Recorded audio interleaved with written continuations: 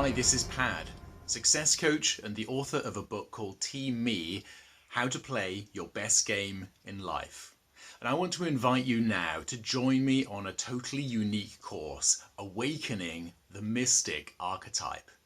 The mystic archetype is a remarkable character. So you've seen them in the old myths, there's the ancient stories, the fairy tales, and even in modern movies, there's always that character who is a little bit, they're really influential, but they don't often have a kind of an official authority, but they tend to have this enigmatic quality about them. They don't seem to try too hard to make things happen. They seem to be the one who isn't always action orientated. They don't sit there kind of thinking things through like a Sherlock Holmes sort of character, and yet they have remarkable influence over people and even over events.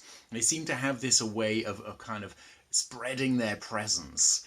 And in the business world, these are the people who may not be the first ones putting forward their action plans, but they're behind the scenes imagining something different, imagining how they can transform a situation. And so it's that imagination which is an absolute key part of the mystics' capabilities and their real power.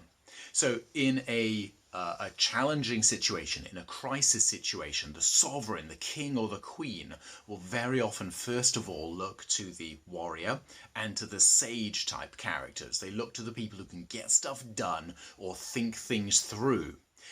If both of those guys fail, I'd say guys, girls, characters, whatever, if they fail to come out with the goods, the sovereign, the king or the queen, will then look to the mystic. And you see this in many movies, that first of all they look for that forceful sort of firepower to get their will done, to carry out their plans and deeds. Or they look to those strategic thinkers who can think things through, look at the evidence, come out with the best logical approach. But sometimes those things don't work. You need to transcend and to transform. Maybe to transcend in order to transform. And they're able to influence individuals in that way that they awaken hope inside of them. Transcending means getting a different perspective, and the mystics are amazing at doing this. They seem to be able to operate on a higher level of thinking, an abstract way of thinking. They'll often speak in metaphors, and they can be extraordinarily visionary. They can inspire people because they talk about a better future. So as you go through this course, you're going to learn the physical posture that the mystic takes on, because that's the first starting point to change your way of thinking.